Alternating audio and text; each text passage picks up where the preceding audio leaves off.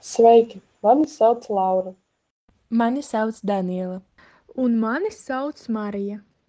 Un šajā video mēs jums parādīsim un pastāstīsim, kā mums gāja 5 mēnešu praksē Tenerifē. Lidojums no Rīgas uz Tenerifes dienvidu lidostu ilga 6,5 stundas. Lidostā mūs sagaidīja transfēra busiņš Herrera un aizveda līdz viesnīcai Teidemāra, kur pavadījām pirmo mēnesi.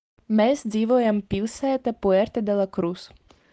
Pirmā mēneša laikā mums notika spāņu valodas apmācības katru darba dienu no 9 līdz 2, kā arī dažādas skolas aktivitātes un ekskursijas. Kā piemēram joga, salsas nodarbības, pludmales volejbols, ekskursijas uz Bujujo pludmali, Teidas Nacionālo parku un botānisko dārzu, dzīvnieku parku Loro un ūdens atrakciju parku Siam. Kopā bijām 15 studenti no tādām valstīm kā Latvija, Slovēnija, Somija, Beļģija un Itālija. Otrajā mēnesī sākām strādāt konditorijā La Casa del Panadero. Mani pienākumi darba vietā bija viss, kas saistīts ar krosāniem, izņemot pašas mīklas gatavošanu. Tajā iekļauts krosānu laminēšana, formēšana, krēmu pildīšana un arī dekorēšana, kaneļa bulciņas un eklēru taisīšana un dekorēšana, kā arī panšokolē, New York rolles un citi visdažādākie bulciņi. Manos darba pienākumos ietilpa dažādu bulciņu gatavošana, kā piemēram krosāni, pana šokolā, New York rolli, kaneļu bulciņas un citi, kā arī piegādes sagatavošana un savas darba vietas uzkopšana. Mani pienākumi darba vietā bija gatavot rauga mīklas, formēt beigelus un briošmaizītes, gatavot kokosriekstu, šokolādes, vārītos un pistāciju krēmus, uzturēt darba vietu kārtībā, kā arī gatavot kanelē un glazēt bulciņas.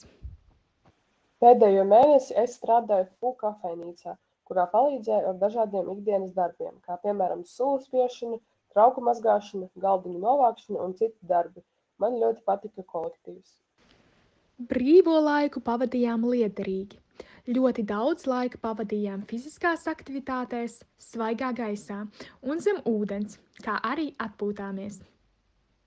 Devāmies izbraucienos ar velo, pastaigāties, devāmies pārgājienos pa kalniem un mežiem, peldējāmies un sauļojāmies, spēlējām volejbolu un pat slidojām. Kā arī apmeklējām baznīcu, dažus koncertus un atrakciju parku. Paspējām arī pašas padziedāt kopā ar ielu muzikantiem un apmeklēt karnevālu.